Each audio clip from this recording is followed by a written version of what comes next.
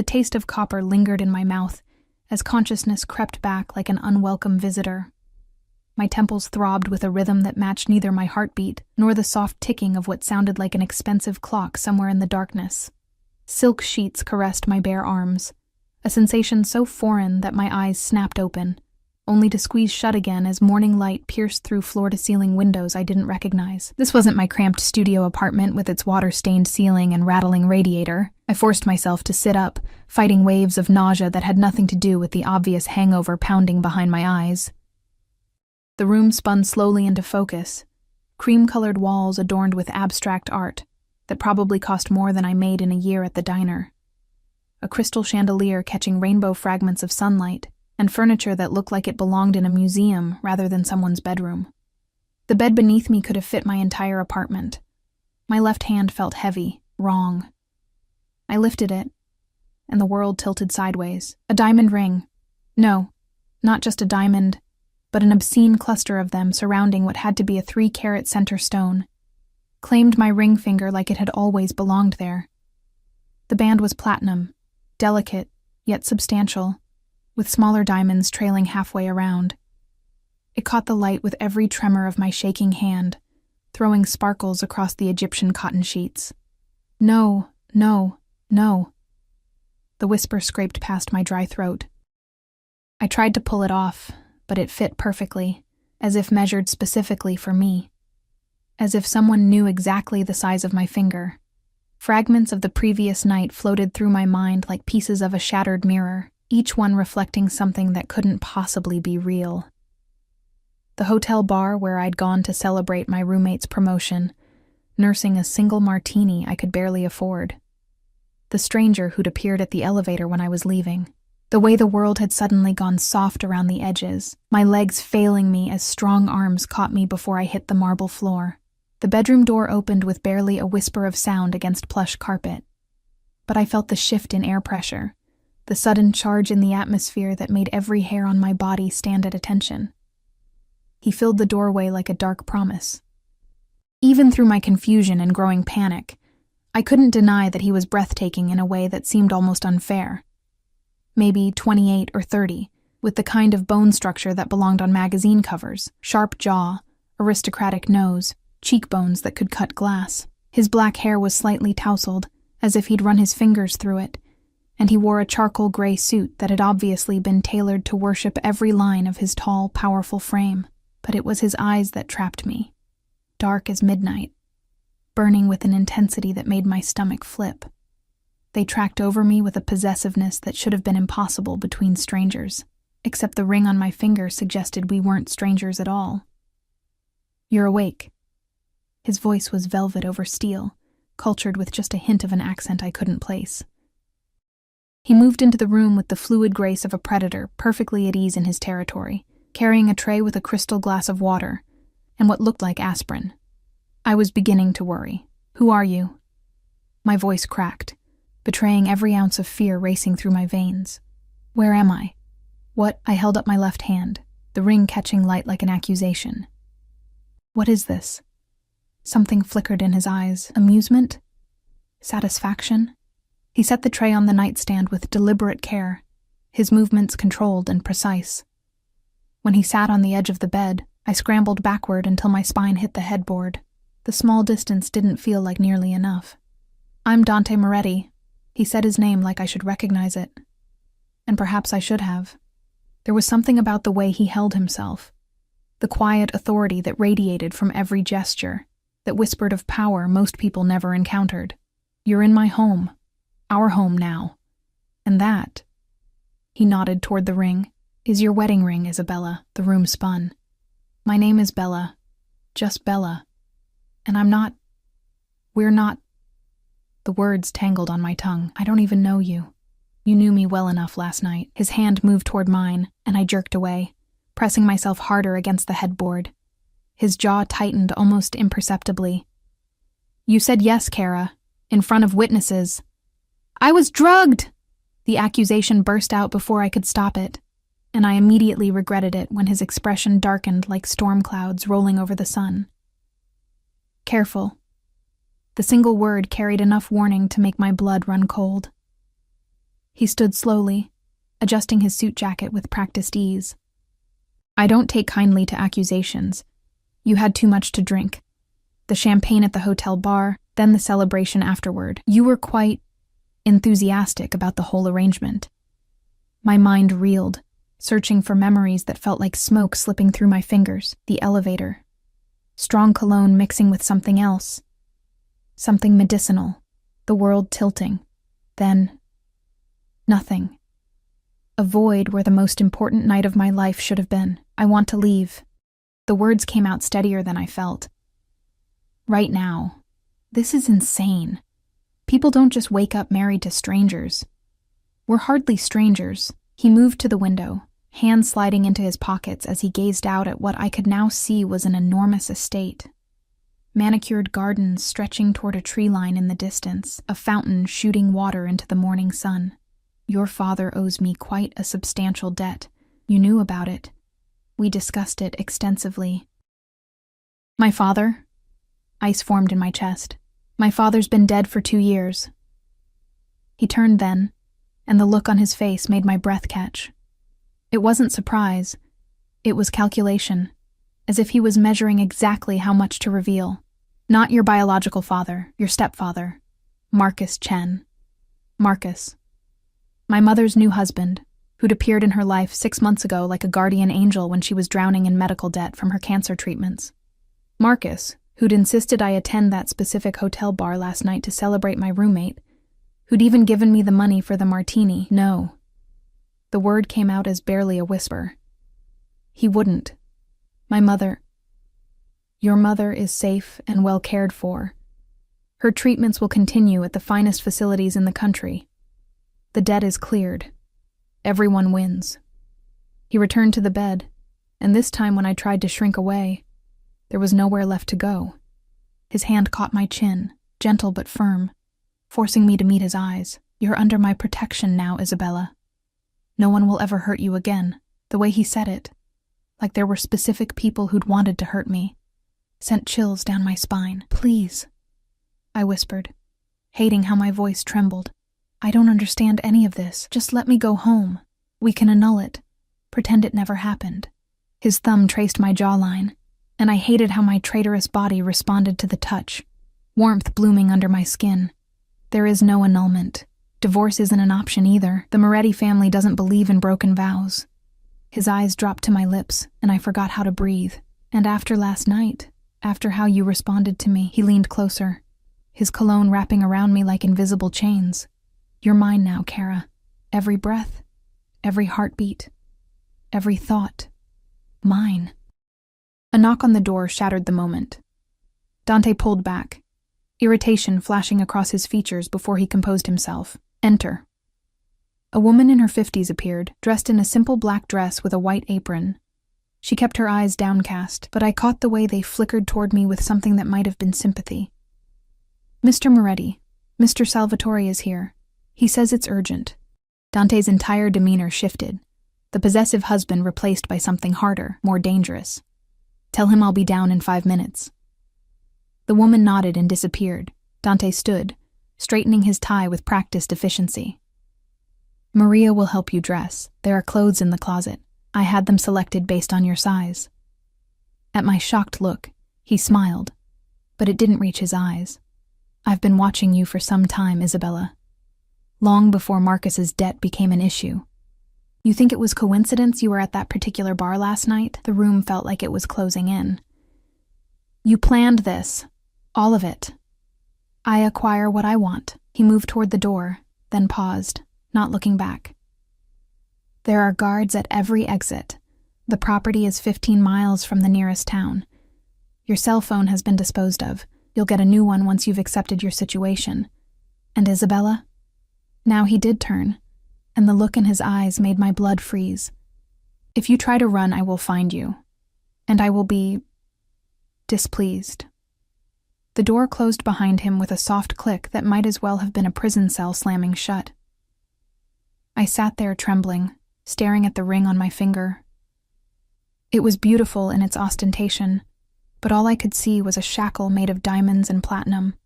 My mind raced through the implications. Marcus had sold me. Literally sold me to pay off a debt to this man, this Dante Moretti, who spoke of ownership like it was his birthright. Who was he? The name Moretti tickled something in the back of my mind, a whisper of news articles glimpsed but never fully read, of names spoken in hushed tones at the diner, when certain men in expensive suits came in and ordered coffee at odd hours, their drivers waiting outside in cars with tinted windows so dark they seemed to swallow light. Maria returned, her arms full of clothing that looked more expensive than anything I'd ever owned. Designer labels peeked out from garment bags: Versace, Dolce & Gabbana, Valentino. "Mrs. Moretti," she said softly, and the title made me flinch.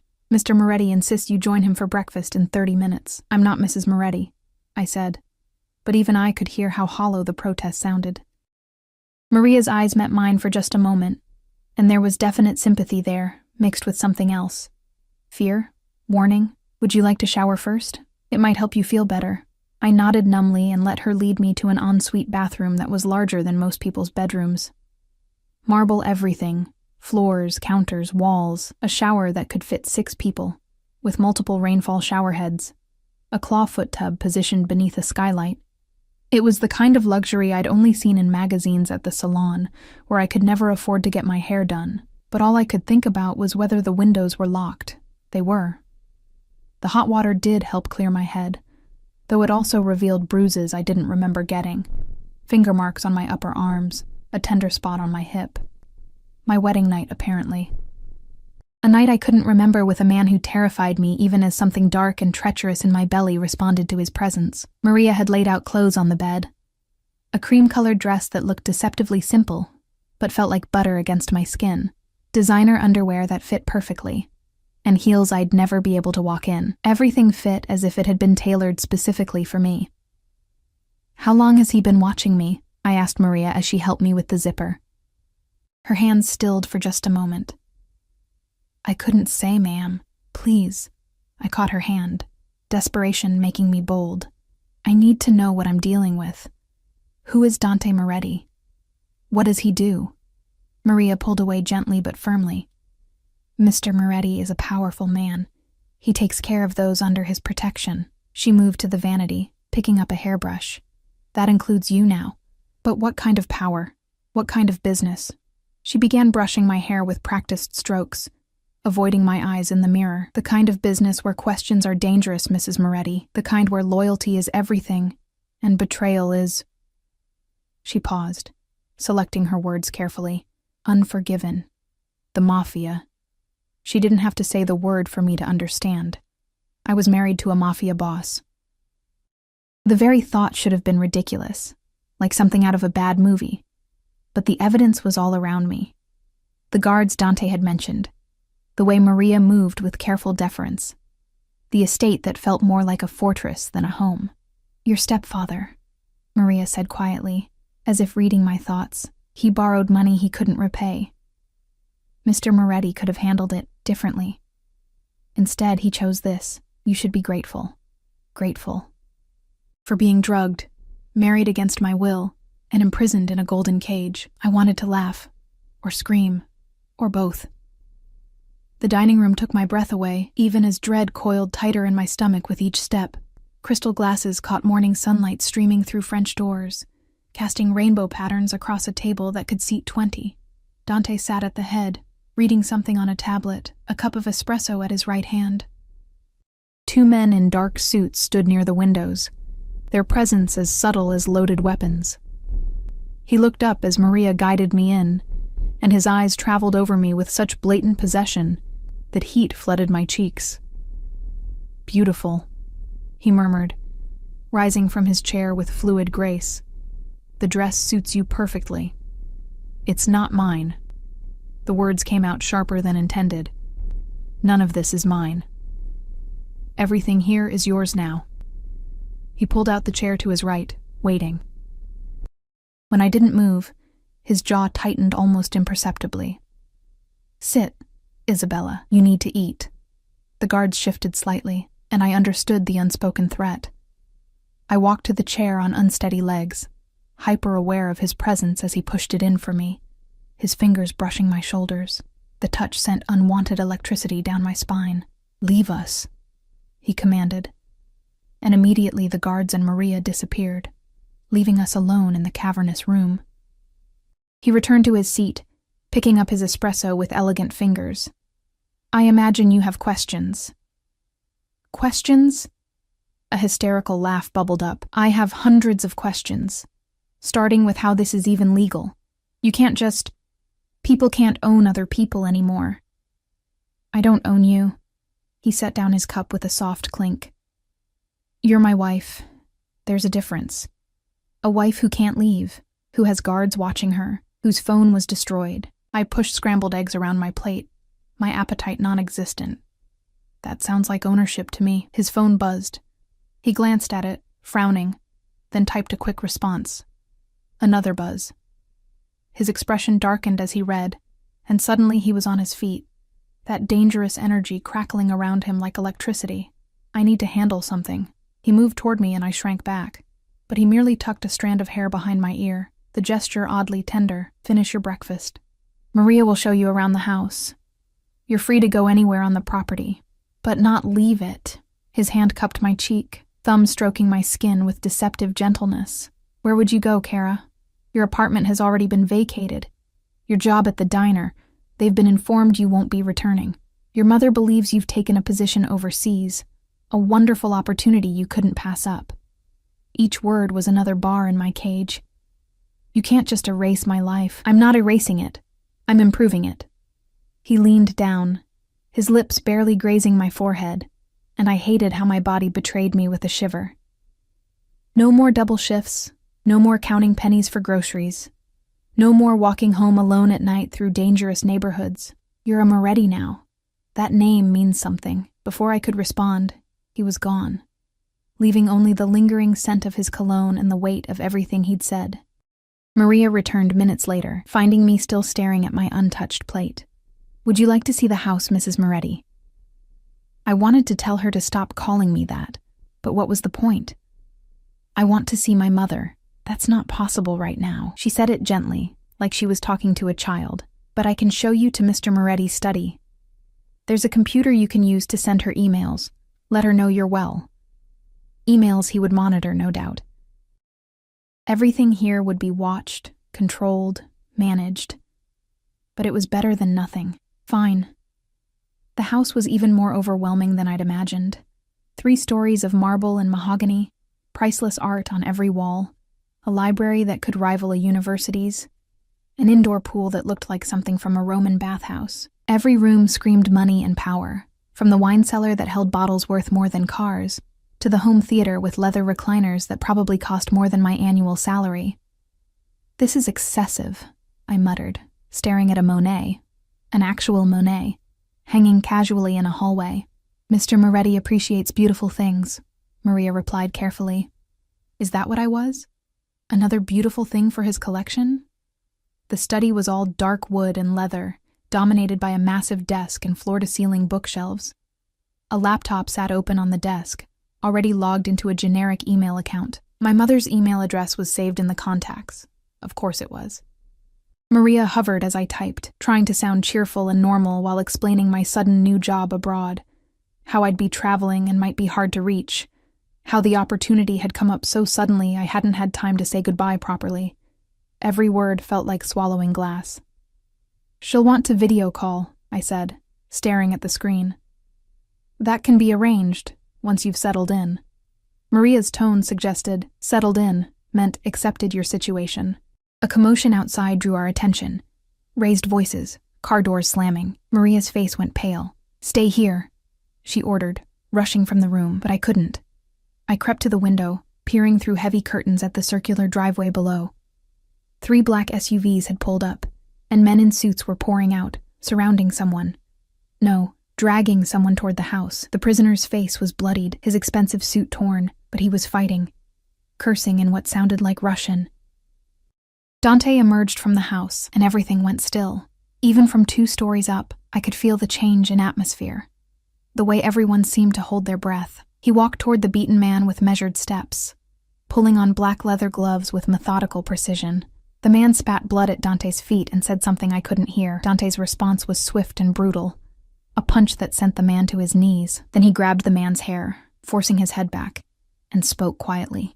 Whatever he said made the man's face contort with terror. One of Dante's men handed him something. A gun. My heart stopped. I must have made a sound because Dante's head snapped up, his eyes finding mine instantly despite the distance and glare on the window. Our gazes locked for an endless moment. Then he handed the gun back to his subordinate and gestured sharply. The men dragged the Russian away, shoving him into one of the SUVs. Dante disappeared into the house. I heard his footsteps on the stairs, quick and purposeful, and barely made it back to the desk before he appeared in the doorway. I told you to stay with Maria. His voice was calm, but there was something underneath it, something that made my skin prickle. I heard noise. And your first instinct was to investigate? He crossed the room in 3 strides, caging me against the desk with his arms. That curiosity will get you hurt, Isabella. What did that man do? The question tumbled out before I could stop it. His eyes searched mine, and for a moment, I thought he wouldn't answer. Then, he touched something that belonged to me. Tried to use it as leverage against my family. What happened to him? He's being taught a lesson about respect. His hand came up to cut my face, gentle, despite the violence I'd just witnessed. This is my world, Kara. There are rules, lines that cannot be crossed. That man crossed them. And if I cross them, something shifted in his expression. A darkness that made my breath catch. You won't. It wasn't a threat. It was absolute certainty. I need you to understand something, he continued, his thumb tracing my cheekbone.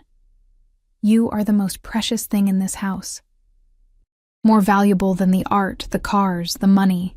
All of it means nothing compared to you. But that also means you're the biggest target. Every enemy I have will see you as my weakness. I'm not your anything, I protested weakly. No? His other hand found my waist, pulling me against him. Your pulse races when I'm near. Your breath catches when I touch you.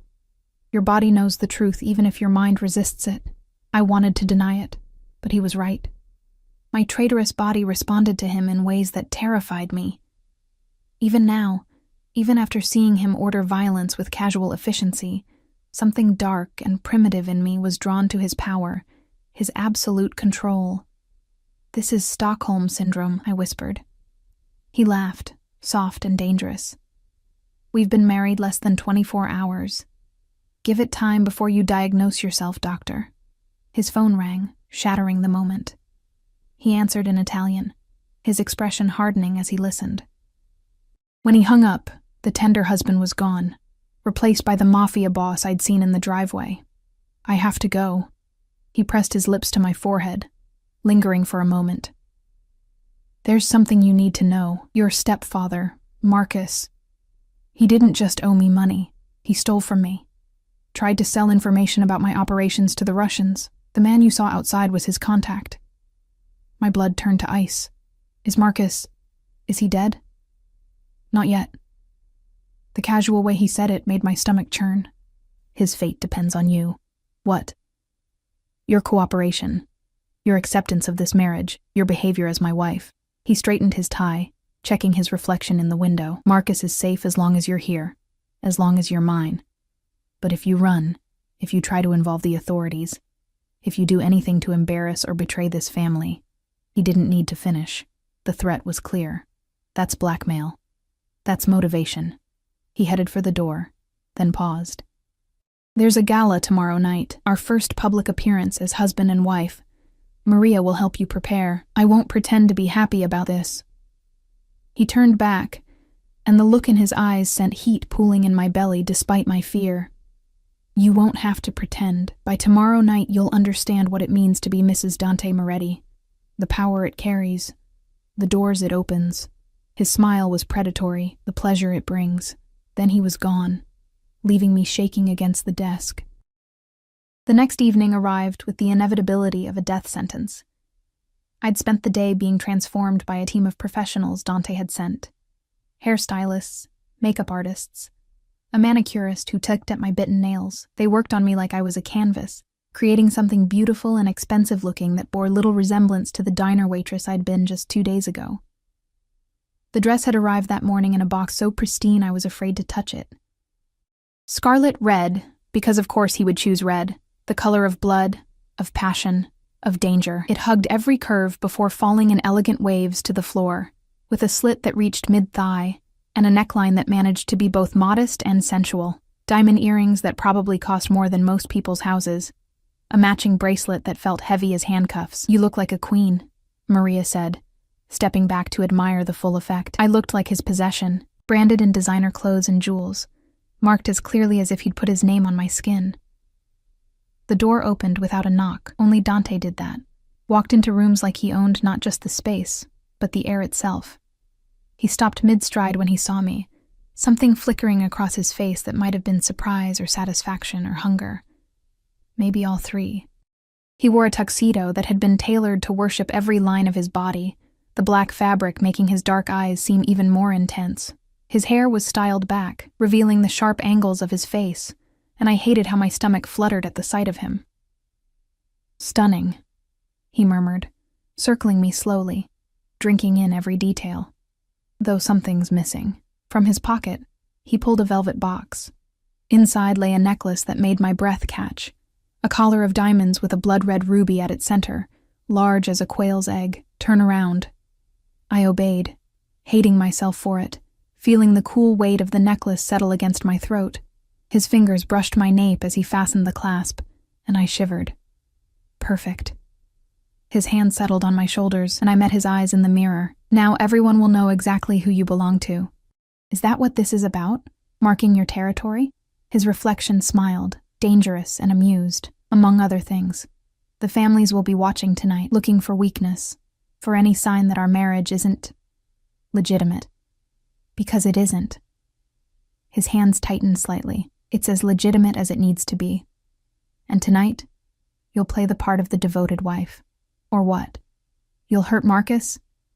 Marcus is the least of your concerns tonight."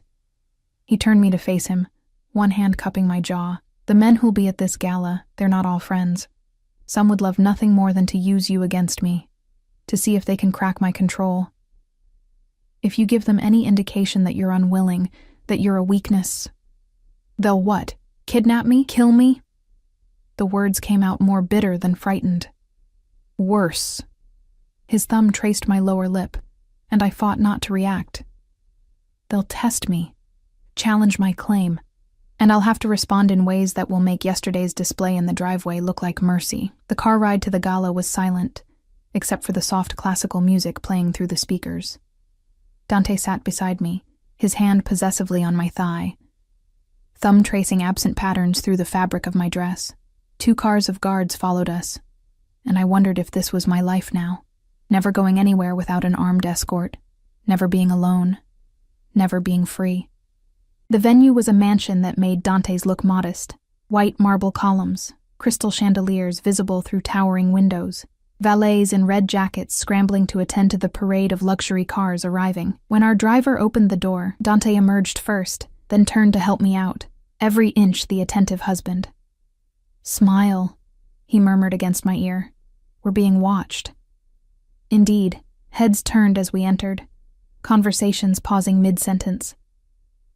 Men in tuxedos worth more than cars, women dripping in jewels that could fund small countries, and all of them looking at us, at me, with expressions that ranged from curiosity to calculation to barely concealed envy. "Dante!" A booming voice called out. A heavy-set man with silver hair approached, his smile not reaching his eyes. "And this must be the mysterious bride. We were all so surprised to hear about your sudden nuptials, Vincent." Dante's voice was cordial, but cool. "May I present my wife, Isabella?" Vincent took my hand, pressing his lips to it in an old-fashioned gesture that made my skin crawl.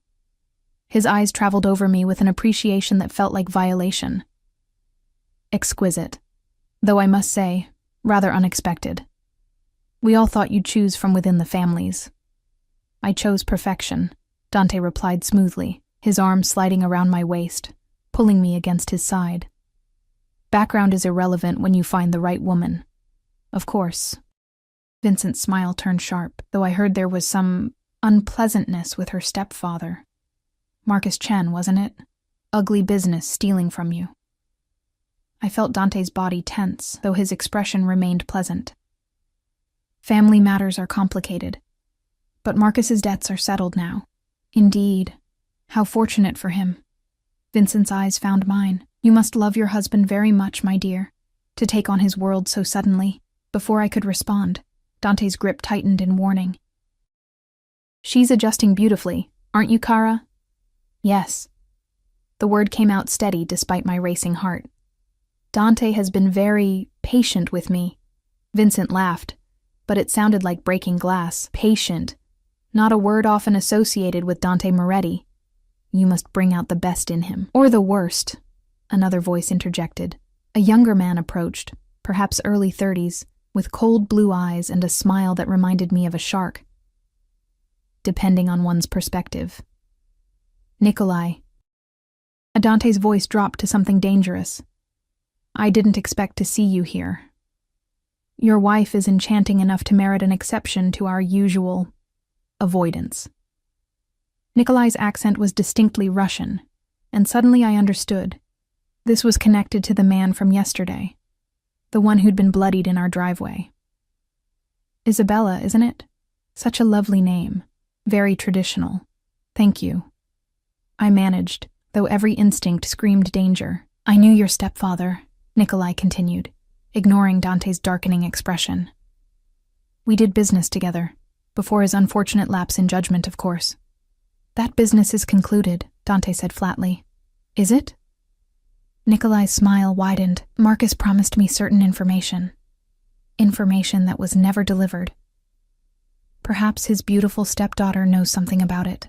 I don't know anything about Marcus's business, I said quickly. No? How disappointing. Nikolai stepped closer, and I felt Dante shift, positioning himself slightly in front of me. Though perhaps with the right encouragement. You might remember something. That's enough. Dante's voice could have frozen hell. My wife knows nothing about Chen's dealings. And even if she did, she's under my protection now. Untouchable. Everything is touchable, Moretti. For the right price. The tension was suffocating. I could feel the room watching, waiting to see what would happen. Then Dante laughed, soft and lethal. True. But the price for touching what's mine is one you can't afford to pay. His hand found the small of my back. If you'll excuse us, my wife wanted to dance. He guided me away before Nikolai could respond, leading me onto the dance floor where other couples swayed to a live orchestra. His hand found my waist, the other capturing mine, and suddenly we were moving, the world blurring around us. You did well, he murmured, pulling me closer than was strictly proper. But Nikolai is dangerous. Stay away from him. Gladly. He's terrifying. Good. Fear will keep you safe. He spun me elegantly, then pulled me back against his chest. Though not all threats are so obvious. As if to prove his point, a woman approached as the song ended. Tall, devastatingly beautiful, with rich black hair and a white dress that left little to imagination. She looked at me like I was something she'd scraped off her shoe. Dante, she purred, completely ignoring me. I heard the news. How surprising. Valentina. His voice was carefully neutral, but I felt the tension in his body. She finally deigned to look at me, her smile sharp as a blade. So you're the little nobody who finally caught him. How interesting. I wouldn't have thought you were his type. My type evolved, Dante said coldly. Did it? Or were you just tired of waiting? She stepped closer, her perfume overwhelming, something expensive and sophisticated that made me feel like a child playing dress-up. We both know this marriage is just business. When you're done with your little experiment. My marriage is none of your concern. Dante's voice could have cut diamond. What we had is over. Has been for 2 years. Has it? She traced a finger down his chest, and I saw red. Without thinking, I stepped between them, my hand covering hers, stopping its descent. Yes, I said, surprised by the steadiness in my voice. It has. And if you touch my husband again, we're going to have a problem. Valentina's eyes widened, then narrowed dangerously. You think you can threaten me? You have no idea who I am, what family I come from. I know you're someone who doesn't understand the word no. I felt Dante's hand on my waist, whether in warning or support, I couldn't tell. And I know you're embarrassing yourself. For a moment, I thought she might slap me. Then she laughed, cold and bitter. You won't last a month. When he gets bored, and he will. Remember that I tried to warn you. She stalked off, leaving us in a bubble of whispers and stares. Dante turned me to face him, something unreadable in his expression. That was unexpected. I'm sorry. I shouldn't have. You were perfect. He pulled me against him, his lips finding my ear. Valentina needed to understand her place. And you just showed everyone here that you're not some weak girl I can control. But you do control me, do I? His hand slid lower on my back, pressing me closer. You just stood up to one of the most powerful women in this room, for me. That didn't look like control, it looked like choice. Before I could respond, his phone buzzed. He checked it, frowning. We need to leave. What's wrong? Marcus has done something stupid. He was already guiding me toward the exit, his body language shifting from husband to predator. Something that requires immediate attention. The ride home was tense, Dante on his phone speaking rapid Italian, his free hand gripping mine perhaps harder than he realized. When we pulled up to the mansion, he turned to me. Go inside. Lock your bedroom door. No matter what you hear, don't come out until I come for you. Dante, what? Promise me. His eyes burned into mine. Whatever happens tonight, whatever you hear, you stay in that room. I nodded, fear creeping up my spine. He kissed my forehead, a gesture that was becoming familiar, then disappeared into the house, calling for his men. I did as he said, locking myself in the bedroom, but I couldn't shut out the sounds that followed. Shouting, car doors, and then, terrifyingly, gunshots. Multiple gunshots. I pressed myself against the door, heart hammering, as footsteps pounded up the stairs. The doorknob rattled. Isabella. Dante's voice, rough and urgent. Open the door. I fumbled with the lock, yanking it open. He stood there, his tuxedo jacket gone, his white shirt splattered with blood. Are you hurt? It's not mine. He pulled me against him, crushing me to his chest. Marcus tried to run, led the Russians straight here. They thought they could take you while I was distracted at the gala.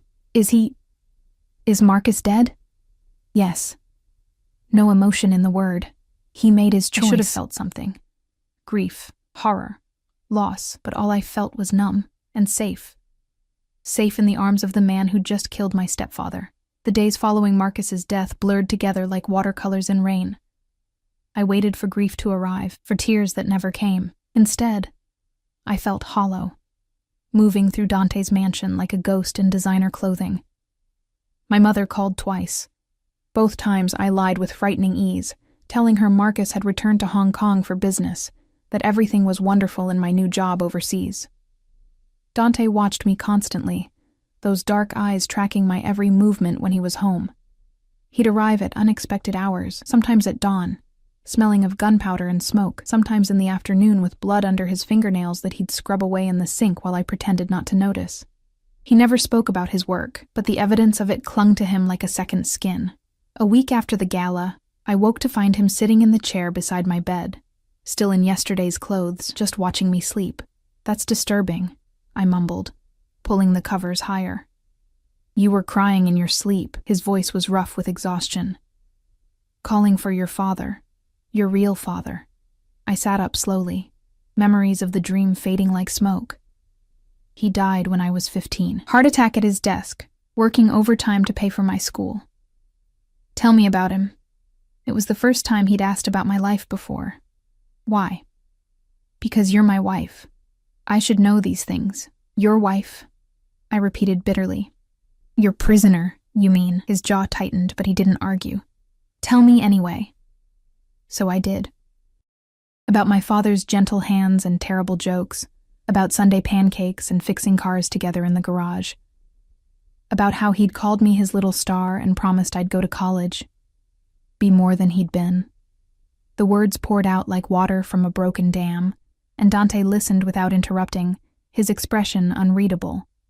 He would have hated this, I finished. what I've become. You've become my wife, protected, cherished, wealthy beyond imagination. Dante leaned forward, elbows on his knees. He would have wanted you safe. Safe? I laughed, sharp and bitter. I've seen 3 people die in the past week, Dante. There are bloodstains on the driveway that your men can't quite wash away. That's not safety. You're right.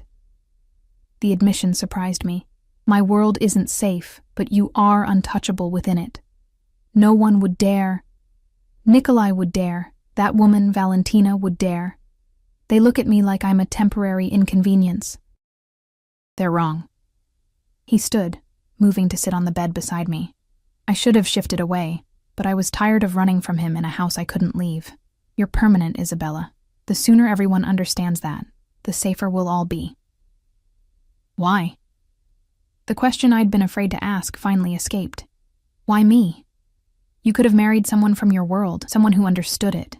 His hand found my face, thumb tracing my cheekbone with that gentleness that contrasted so sharply with his capacity for violence. I first saw you 8 months ago. You were working a double shift at the diner, dead on your feet, and this drunk customer grabbed you. Do you remember? I did. A handsy businessman who wouldn't take no for an answer. You poured hot coffee in his lap. Dante continued, a smile playing at his lips. Then you told him that if he touched you again, you'd make sure he'd never father children. You had no backup, no protection, but you stood your ground. You were there? Having coffee at the counter, I watched you handle him, then go right back to work like nothing happened. Strong, fearless, beautiful. His hand slid to my throat, fingers resting against my pulse. I knew then that I had to have you, so you stalked me, arranged for Marcus to meet my mother, to get close to us. I created an opportunity. Marcus's debts were real. His betrayal was real. I simply guided circumstances.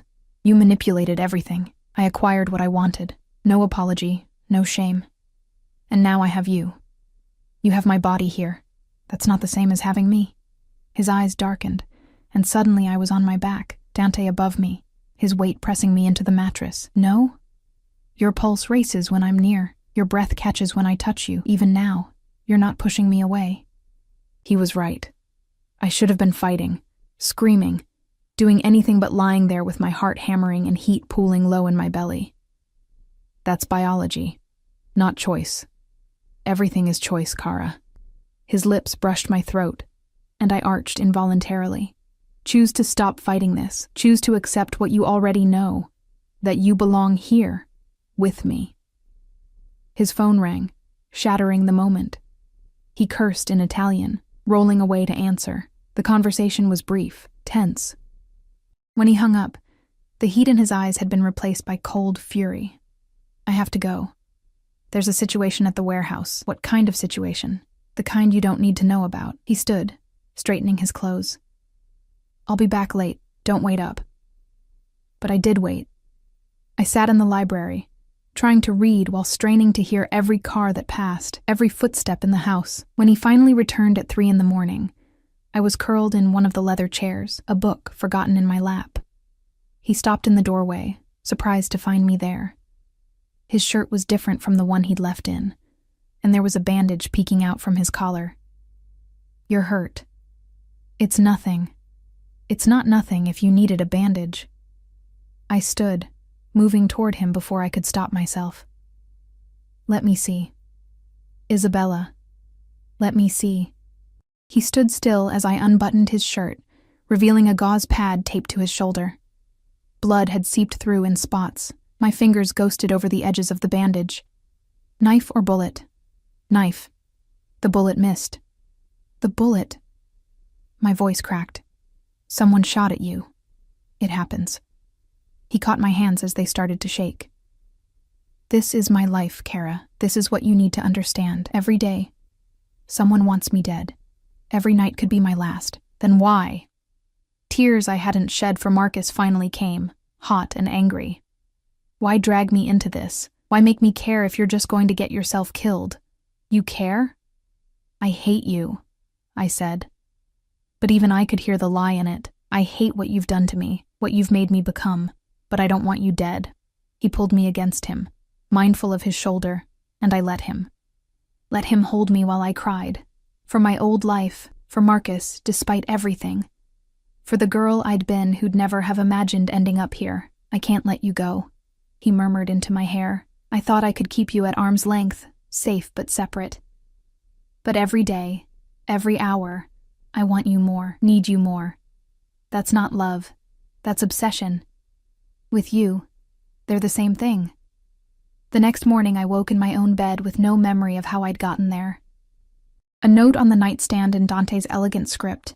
Had to leave early.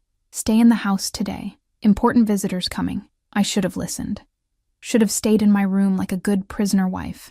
Instead, I wandered downstairs around noon, restless and angry at being ordered around like a child. The visitors were already there, 5 men in expensive suits seated around the dining table with Dante at the head. They all looked up when I entered, and the conversation died instantly. Isabella. Dante's voice was carefully controlled. You should be resting. I'm not tired. I met his gaze steadily, then looked at his guests. I'm sorry to interrupt. One of the men, older with silver temples, smiled warmly. No interruption at all. We've been eager to meet Dante's mysterious bride. I'm Salvatore Ricci. I knew that name. Even someone as removed from this world as I'd been knew the Ricci name. They were old power, established, the kind of family that had judges and senators in their pocket. Please, join us, Salvatore continued, gesturing to an empty chair. We were just discussing territories. She doesn't need to, Dante started. I'd love to. I sat down, ignoring Dante's warning look. If I was trapped in this world, I might as well understand it. The conversation resumed cautiously, dancing around specifics but painting a clear picture. Territory disputes, shipment routes, protection percentages. It was business stripped of euphemism, and these men discussed it like any corporate board meeting. Except their hostile takeovers involved actual hostility.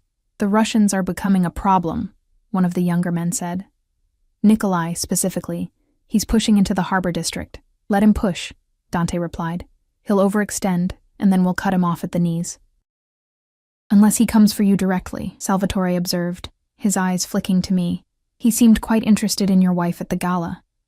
Nikolai knows better than to touch what's mine. Does he? His father might have, but the boy is reckless, and with Marcus's connection to them... Marcus is dead. Dante's voice was flat. That connection is severed, but his stepdaughter lives. This from another man, thin and sharp-featured, and she might know things. Passwords, account numbers, details Marcus shared. I don't know anything, I said firmly. The thin man studied me with calculating eyes. Perhaps not consciously, but information has a way of surfacing under the right pressure. The temperature in the room dropped. Dante's hand moved to the table, and I noticed everyone else tense. Are you threatening my wife, Paolo? Not at all. I'm simply pointing out that others might see her as a source of information. It would be safer for everyone if we could be certain she knows nothing of value. The only thing anyone needs to know, Dante said softly, dangerously, is that Isabella is under my protection.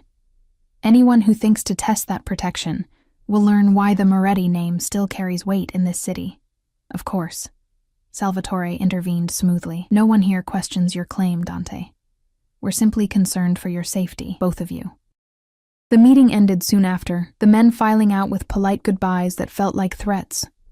When we were alone, Dante turned to me, fury radiating from every line of his body. What were you thinking? I was thinking I'm tired of being kept in the dark. If I'm going to die because of your world, I'd at least like to understand why. He moved so fast I didn't have time to react, pressing me against the wall, his hands on either side of my head. You're not going to die. You can't promise that. I can. I will. I'll burn this entire city down before I let anyone hurt you. And when they come for you, when the next knife is aimed better, when the bullet doesn't miss, then you run. You take the money I've set aside, the new identity I've prepared, and you disappear. I stared at him. You've planned for your death? I've planned for every contingency. His hand cupped my face, including the one where you might need to live without me. I don't want... I stopped, horrified at what I'd almost said. Don't want what? His eyes searched mine. Say it. I don't want to live without you. The admission tasted like defeat. I hate you for making me feel this way, for making me need you when you could be gone tomorrow. I'm not going anywhere. He kissed me then, hard and desperate, and I kissed him back with all the frustration and fear and unwanted desire of the past weeks. When he pulled back, we were both breathing hard. But if I do, you'll be the richest widow in the state, free to do whatever you want. Except I'll never be free, will I? Even if you die, I'll still be Dante Moretti's widow. That will follow me forever. 3 weeks passed. 3 weeks of learning the rhythm of Dante's violence, the schedule of his darkness. He would leave at dawn sometimes, returning with bruised knuckles and exhaustion written in every line of his body. Other nights, he would conduct business in his study, and I would hear raised voices. Sometimes the sound of flesh meeting flesh when someone disappointed him. I stopped flinching at the bloodstains, stopped questioning the late-night disposals, stopped pretending I didn't know what the man I'd married really was. What frightened me most was how easy it became. The morning everything changed started like any other. Dante was gone before sunrise, leaving only the lingering scent of his cologne and a note saying he'd be back by afternoon. I was in the garden, trying to find peace among the roses, when Maria rushed out, her face pale. "Mrs. Moretti, you need to come inside. Now." The urgency in her voice had me moving before I could question it. Inside, the house was in chaos. Men with guns at every window, others speaking rapidly into phones. Roberto, Dante's right hand, appeared at my side. "What's happening?" Nikolai made his move. "He has Mr. Moretti." The world tilted. "What do you mean he has him?" "Ambush at the restaurant. 3 of our men are dead. Mr. Moretti was taken." Roberto's face was grim. "Nikolai is demanding you in exchange for his life." "Then give him what he wants." "Mrs. Moretti, give him what he wants." The words tore from my throat. "Where is he?" Roberto hesitated, then handed me a phone. "He's waiting for your call." My hand shook as I dialed the number on the screen. Nikolai answered on the second ring. "Ah, the beautiful Isabella. I wondered how long it would take. Where is he?" "Safe, for now, though he's somewhat less pretty than when you last saw him." I heard a sound in the background, a grunt of pain that made my blood run cold. "He's quite stubborn, your husband. Refuses to give me what I want." "What do you want?" "The accounts." Marcus promised me access to certain offshore accounts belonging to the Moretti family, numbers and passwords he claimed to have hidden. "I believe he gave them to you." "He didn't give me anything." "No?" "Perhaps you need motivation." There was movement, muffled voices, then Dante's voice, rough and pained. "Isabella, don't." The sound of impact cut him off, and I bit my lip hard enough to draw blood. "Stop, please. I'll come.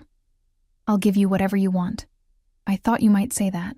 Nikolai's satisfaction oozed through the phone. "The abandoned warehouse on Pier 47. Come alone. 1 hour. If I see any of Moretti's men, if you're late, if you try anything clever, well, let's just say your husband won't need to worry about those territorial disputes anymore." The line went dead. Roberto was already shaking his head. "You can't go. Mr. Moretti would never. Mr. Moretti is going to die if I don't." I moved past him, heading for the door, but he caught my arm. "This is a trap. Nikolai will kill you both, maybe, but doing nothing definitely gets Dante killed." I yanked free. "I'm going." "Then we're coming with you." He said alone. "We'll stay back, hidden, but you're not walking into this completely unprotected." Roberto pulled out his phone, barking orders in Italian. "Can you shoot?" "What?" He pressed a small gun into my hand. "Point and squeeze. Don't hesitate. In our world, hesitation gets you killed." The weight of it was heavier than I expected. Everything about this moment was heavier than I expected.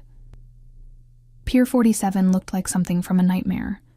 Abandoned warehouses stretched along the waterfront, their broken windows like dead eyes. The one Nikolai had specified sat at the end, isolated, with too many points of entry and nowhere to run except into the harbor. I walked in alone, the gun hidden in my coat pocket, my heart hammering so hard I was sure everyone could hear it. The warehouse was vast and dark, filled with shadows and the sound of water lapping against the pier outside.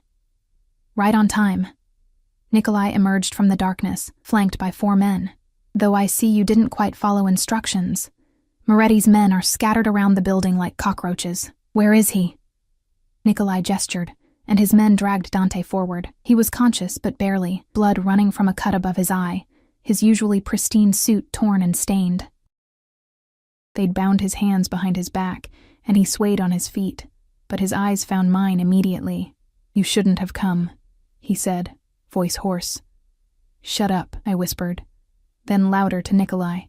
"Let him go. I'm here, like you wanted. First, the account information." "I told you Marcus didn't give me anything."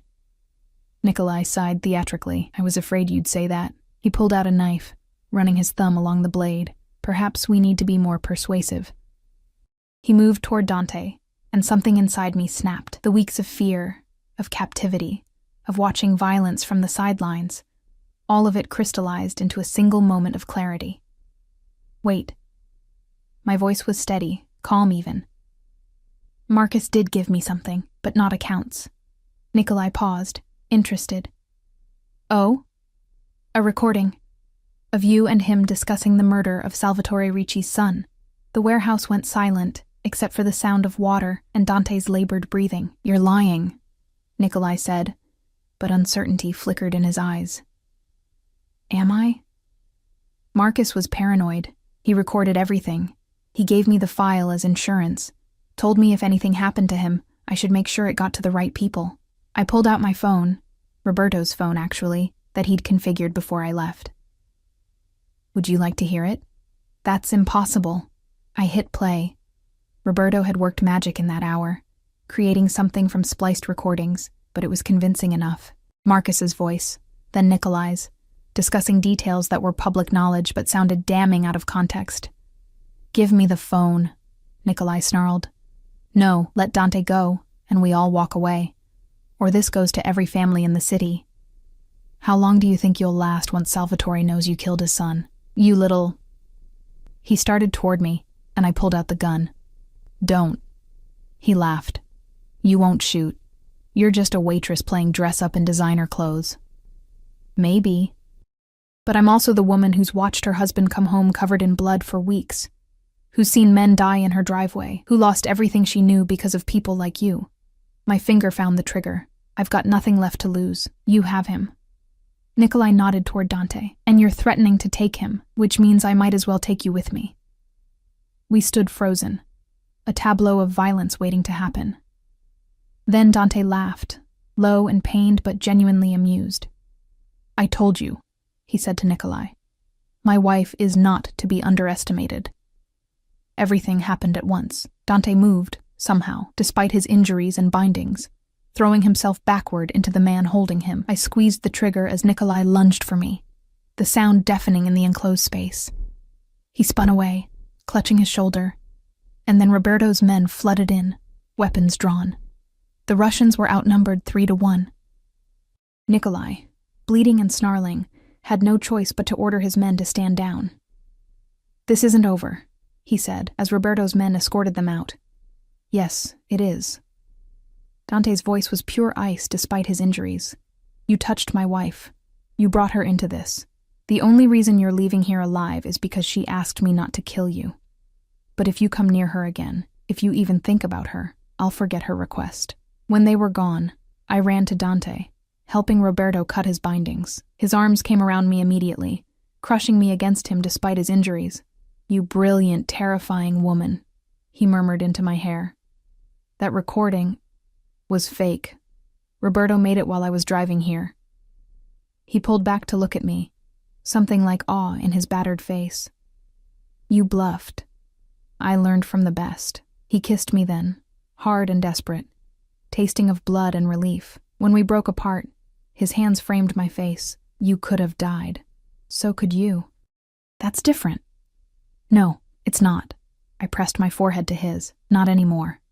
You made me yours, remember? That means you're mine too. And I protect what's mine." His laugh was shaky. "How did I get so lucky? You manipulated, stalked, and essentially kidnapped me. And you saved me anyway." "Yeah, well." I helped him stand, taking his weight when he swayed. Apparently I have terrible taste in men. 6 months later, I stood in the same garden where I'd been sitting when Roberto told me Nikolai had taken Dante. But everything else had changed. The roses were in full bloom. The afternoon sun was warm on my skin. And I wasn't alone. The lawyers confirmed it, Dante said, coming up behind me, his arms wrapping around my waist. Nikolai's territory has been fully absorbed. The Russians are scattered. Good. He turned me to face him, studying my face. You've gotten harder. I've adapted. I traced the scar above his eye, the one from that day in the warehouse. I had a good teacher, Isabella. I'm pregnant. The words hung between us like a bridge between who we'd been and who we were becoming. His hands moved to my still flat stomach, reverent and possessive all at once. You're sure? 3 tests, all positive. A baby. He breathed, then louder, joy breaking across his face like sunrise. Our baby who'll grow up in this world. With guards and bulletproof cars and the weight of the Moretti name. Is that what you want? I thought about the girl I'd been, serving coffee and counting tips, walking home through dangerous streets to a cramped apartment. That girl would have run screaming from this life. But that girl hadn't known what it meant to be truly protected, truly valued. Hadn't known that love could be as much possession as affection, as much obsession as devotion. I want you, I said simply. I chose you that day in the warehouse, and I choose you now. All of it, the darkness, the danger, the blood. It's part of you, so it's part of me. He kissed me softly, a contrast to all his usual intensity. I love you. I know. I smiled against his lips. You've been saying it in your own twisted way since the beginning. Every locked door, every guard, every "you're mine." It was always love, wasn't it? From the moment you poured that coffee on that man in the diner, maybe even before. And me? When did I start loving you? The day you shot Nikolai to save me. I laughed. That's a terrible foundation for a relationship. We're terrible people, he agreed, spinning me in a slow dance to music only we could hear. But we're terrible together. As the sun set over the estate, painting the world in shades of gold and red like blood and beauty mixed together, I realized this was my fairy tale, not the sanitized version with Prince Charming and happily ever after, but something darker, more real. A beast who'd shown me his claws from the beginning, a cage that had become a kingdom, a possession that had become a partnership. I never thanked you, I said suddenly. For what? For choosing me. For all your manipulation and planning, you could have chosen anyone. Someone easier. Someone from your world. I didn't want easy. His hand splayed over my stomach where our child grew. I wanted you. My fierce, brilliant Isabella who went from serving coffee to standing up to Russian mobsters in 6 weeks. 4 weeks, I corrected. It only took 4 weeks for me to start fighting back. And 2 weeks for me to realize I was completely lost to you. 2 weeks? That's when you were still keeping me prisoner. I was always your prisoner, Kara. From that first moment in the diner, I was yours. It just took you longer to realize you were mine too. I thought about arguing, about pointing out the insanity of our beginning, the wrongness of how we'd started. But what was the point? This was our truth now, written in blood and diamonds, sealed with violence and vows. No more secrets, I said. No more keeping me in the dark about your world. If I'm going to be your queen, I need to know everything. Everything, he agreed. Partners who occasionally kidnap each other? And threaten Russian mobsters with fake recordings, and have really disturbing ideas about romance. The most disturbing, he agreed, spinning me one last time before pulling me close. Forever? I looked up at him. This beautiful, dangerous man who'd destroyed my life to rebuild it in his image, who'd killed for me, nearly died for me, who looked at me like I was his salvation and damnation all at once.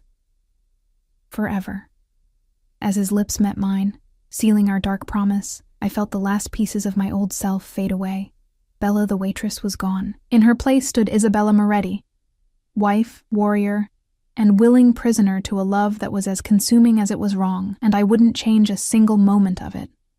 The baby kicked for the first time that night, as if sealing our twisted fairy tale with its own approval. A new Moretti, born into darkness but conceived in something that might have been love. It was enough. More than enough. It was everything.